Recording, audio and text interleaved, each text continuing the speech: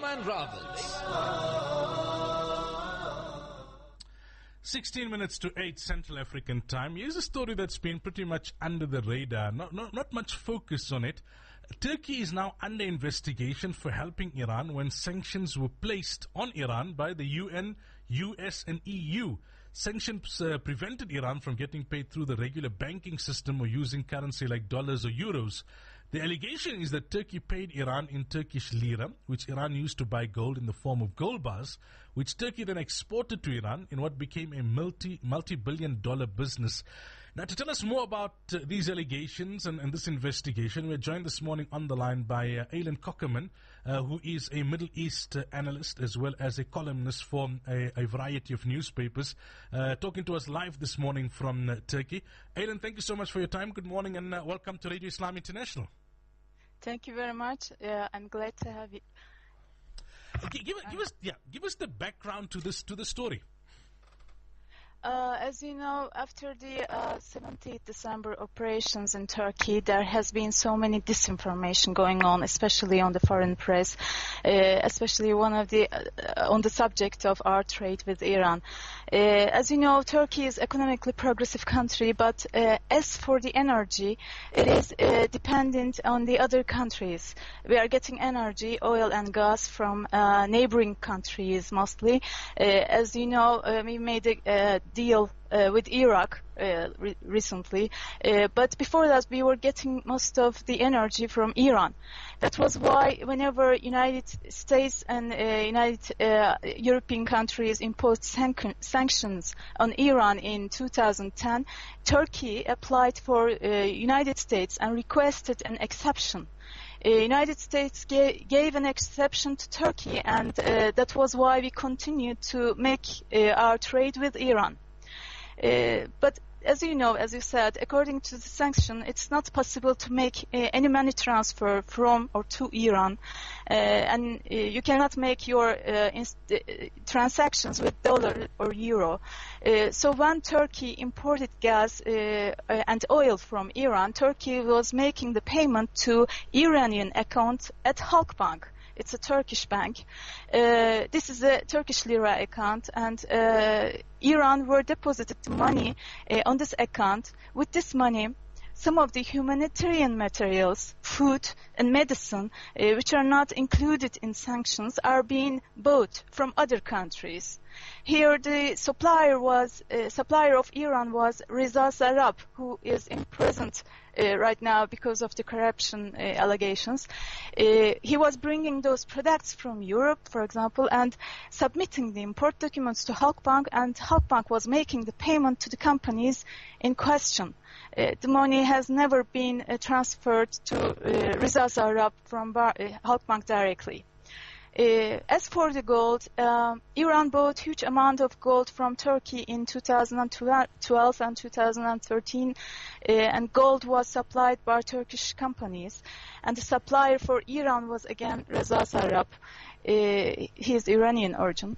He submitted the necessary documents to Halkbank, and after confirmation with Iran, Halkbank made the payment to the companies in question. So not directly to Reza Zarrab again. Last year, United States put another embargo on gold, and Turkey stopped exporting gold to Iran as of June. So Halkbank has nothing to do with all those corruptions. The trade with Iran was totally legal and completely under the United States supervision. In other words, based on the explanation that you've given, Turkey has done nothing wrong.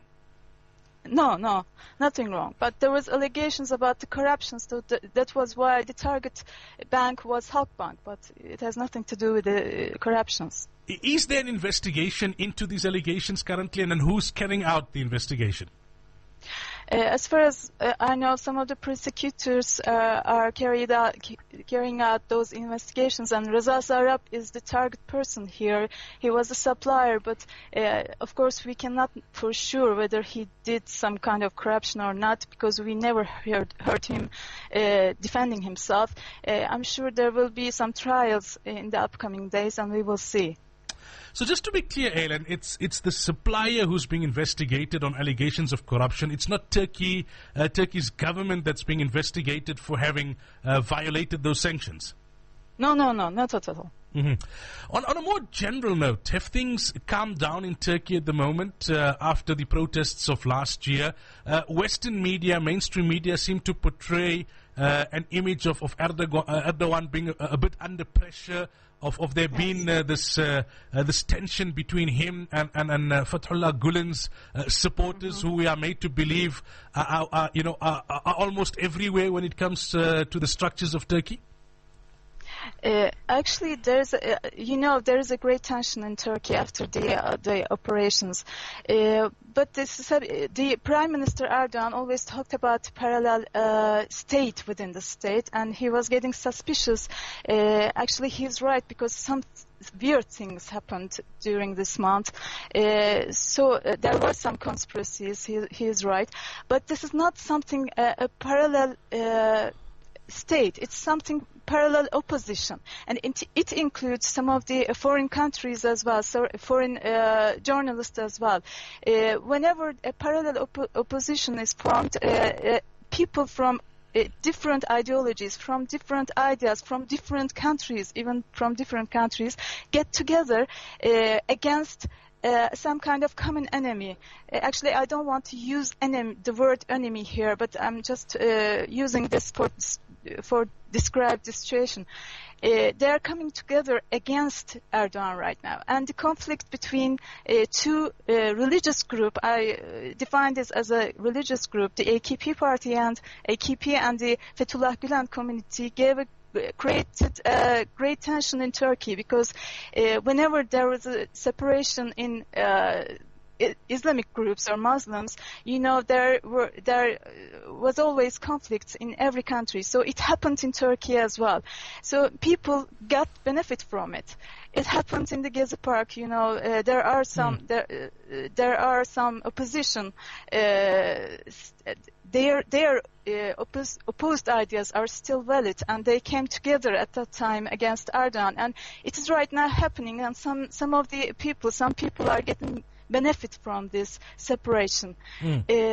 Some of the communist groups are getting benefit from it. PKK, one of the greatest problems of Turkey, is getting benefit from it. And that happened in the Gezi Park, and right now it's happening again. So these two groups need to get together whenever there is a separation in Muslim groups. It's happening. So they need to remember that they are brothers and sisters. We are always making this call that we shouldn't forget that we need to unite according to our religion. What about this relationship between Erdogan and the Fethullah Gulen movement? Certain reports that I've come across suggest that initially there was a very strong link between the two. They worked together to remove military rule and that military hegemony, if you like, in Turkey. Yeah. And they seem to have fallen out, and they're no longer as close, perhaps because Erdogan has further political ambitions. Is there any substance to that? I do not want to define these political ambitions, because there were some of the things have been going on last year, especially. They were acting together, especially against the Ergenekon terrorist organization, which was a great problem for Turkey. And they were united for years, for about 10 years. But something has happened last year. After the prep schools, after the allegations of closing the prep schools, most of the prep schools are belonging to the Fethullah Gülen community, and they do not want them to be closed. And that was the point that they separated. So after that, there were a kind of smear campaign started, and the tension raised, and it's happening right now. How strong is the Gulen movement within Turkey? Do they have the potential to unseat Erdogan? And is it true that Abdullah Gül is leaning more towards the Gulen movement than to his boss Erdogan? Actually, Gülen movement is generally a strong movement, but I'm not sure he is the one who is under this smear campaign.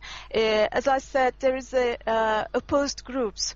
There is a parallel opposition. They are always coming together, and one of them is the Fethullah Gülen community. Not all of them. There are so many moderate people within it. There are so many neat people within it. But some of the people are very angry, and they are always creating tension in Turkey. They are doing this. So I guess this is the problem. We need to calm down the tension in general and try to use soft words, soft language in general. We are always calling this.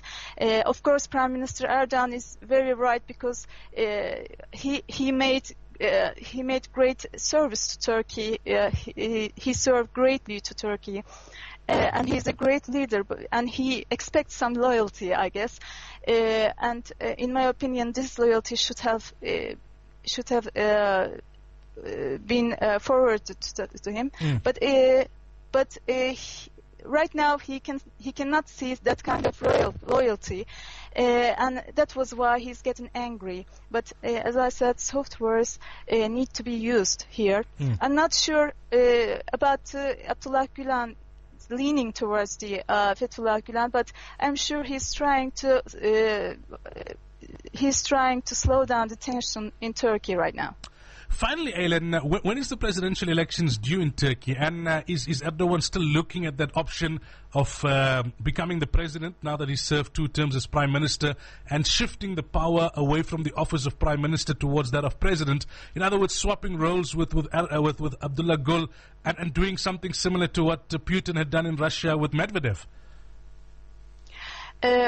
I believe so. He will thinking about being a president of Turkey, because he was thinking about quitting prime minister, being prime minister for the 3rd term, because as you know, he also made some of the rules, he brought some of the laws about 3rd term prime ministry, and right now he is doing that. He cannot be prime minister for the 4th term in Turkey, so I think he will be a candidate for the president, and we are expecting Abdullah Gül to be prime minister. I guess I believe it will happen like it has happened in Russia.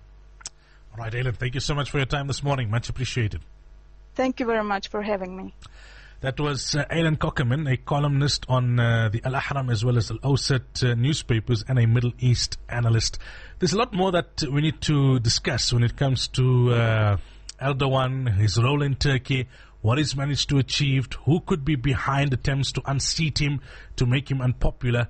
It's an interesting discussion to have, and it's a very important dynamic when it comes to what's happening in the broader Middle East. 3 minutes to 8, you are listening to Sabah al Muslim.